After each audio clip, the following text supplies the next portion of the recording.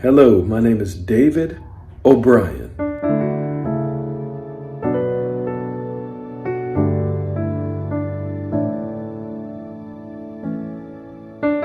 And I'm here for your success in the areas of purity.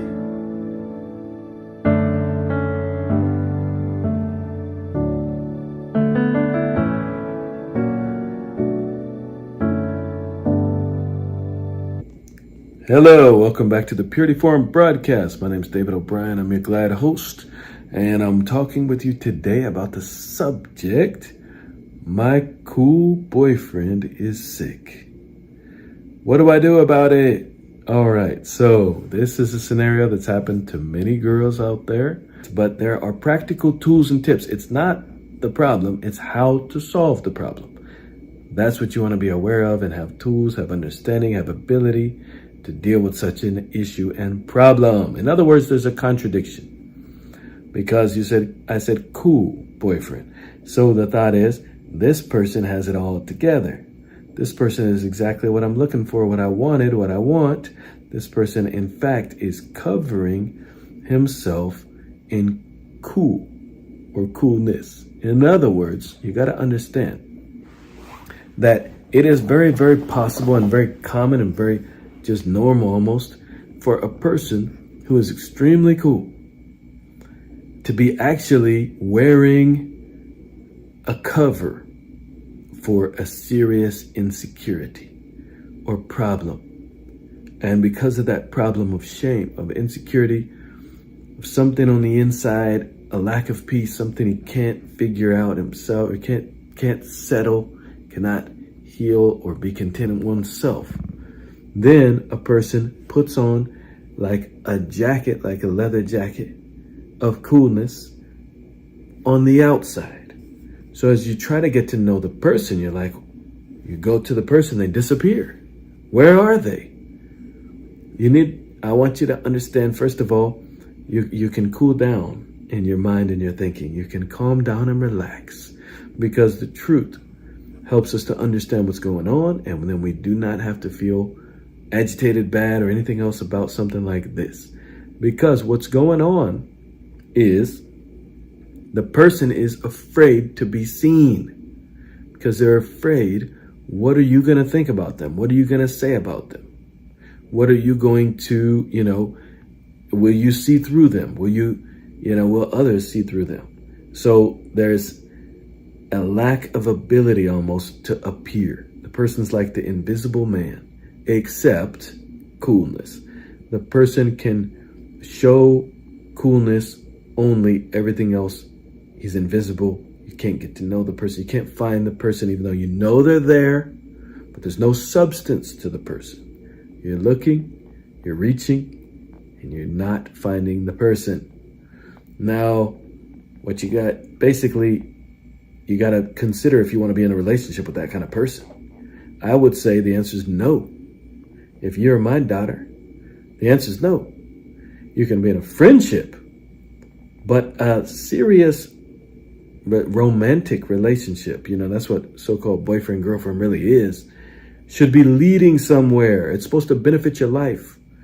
At the least, you're getting to know someone in a somewhat protected environment that is non-threatening and not non-invasive, with boundaries intact.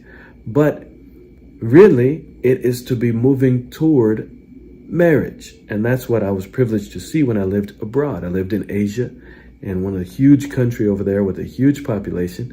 And while there, I noticed when they said boyfriend or girlfriend, they actually meant fiance, with rare exception, very rare exception. And that opened my eyes to say, wow. I mean, I knew America and the Western world is generally doing things wrong. And that's why there's so much heartbreak constantly and depression and anxiety. But that helped me understand, okay, yeah, because they're just being more protective of themselves and more serious about life and wanting just the real benefit with substance, wanting future good, not just thinking of what everybody's doing or what, was popularized in the United States with some movies in the 70s or whatever. They started these movies. So if you've seen the movie Grease, basically they started to create the idea of boyfriend, girlfriend. So I don't want to go there too far, but I want to come back to this idea of your cool boyfriend, okay? You have to consider your time's very important. Who you're around influences you, and you can influence them. So you don't want to waste opportunities. There's something called the opportunity cost. When you're involved in something, you can't be involved in something else. So if you are in a relationship with someone who seems so cool, and everybody seems to want to get to know this person, but you can't actually ever catch the person for the reasons I shared earlier. You got to know, you don't want to expend a lot of energy, and you got to know that you are using valuable time. You're using emotional capital. You're using mental capital.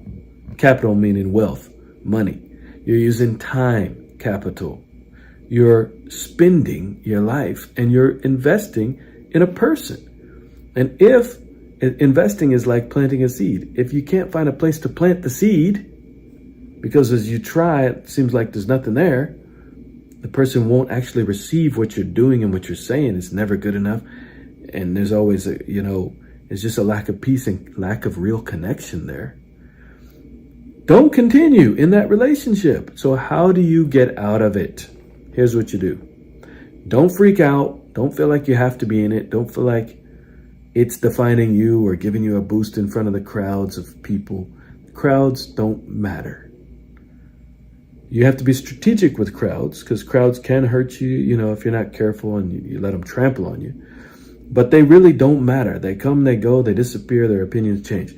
What you want to do is you want to deal with you. You want to know what you need and what you want to do as far as your studies, as far as the direction of your life, any kind of internship or job or anything you want to do, and the meaning and purpose.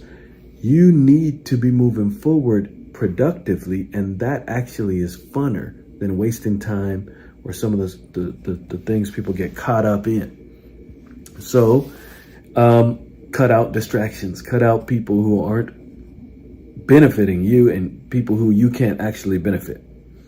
So basically, how you break up with, so to speak, this kind of person, and I would suggest not even becoming boyfriend, girlfriend, continue. That whole system is somewhat very dangerous because of the way the media entertainment has polluted it so that it's not just friendly, it's like you're obligated to more. And I think, it's obvious what I'm talking about, but that's not what you want to do, because you are not someone who can be bought with the so-called label of girlfriend or boyfriend. No, if someone's going to have you all the way, that means they need to put a ring on your finger and commit their whole life. That's the cost for a spouse. Commit your whole life to them. Otherwise, they're not worthy. So here's what I want to share with you. Break things off very cordially, confidently, cordially. Do not gossip about the person. Do not talk evil about the person, even to trusted friends. Don't do it, because it's like stepping on a big hornet's nest. And it may be a temptation to do, but it is bad. And it will splatter nastiness and bees and hornets and everything, and you can hurt yourself socially. And people, don't be afraid of the crowd, but be strategic with the crowd. You tell the person, can we be friends? I just want to focus on my studies. And let the person say yes. And then be friends. And the person will probably feel less threatened at that point, and you can make an actual difference in their life. But the most important is you keep your head screwed on tight and you keep moving forward in what you are most destined to do.